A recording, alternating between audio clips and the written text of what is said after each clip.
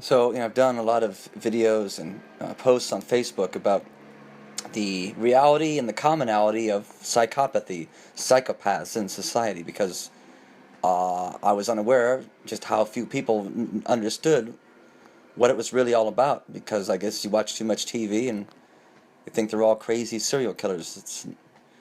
Very few psychopaths become serial killers, nor are they crazy? You're much more likely to find them in the boardroom as CEOs, in politics, and religious, leaders, cult leaders.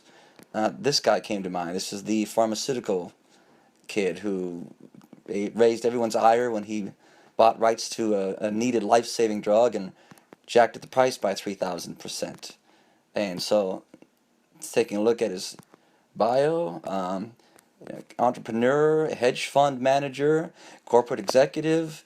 That is textbook psychopathy, and I'm coming to his defense because he's not an asshole. He's not a monster. People have brains that this is.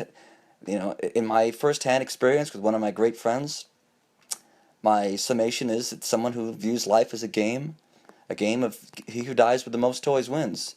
The greed is their life force, and so they thrive in corporate environments.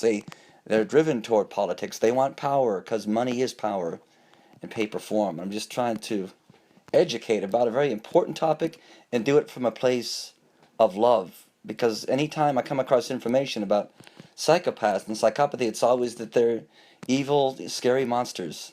And I don't think that's fair. They're part of the human race. Their greed and motivation churns the wheels of industry. The problem is when they have too much power, they become very dangerous. I mean, you think back to the French Revolution. Who was the aristocracy that was so blinded by greed and lack of empathy for the other, 90-odd% of people that were struggling to get by?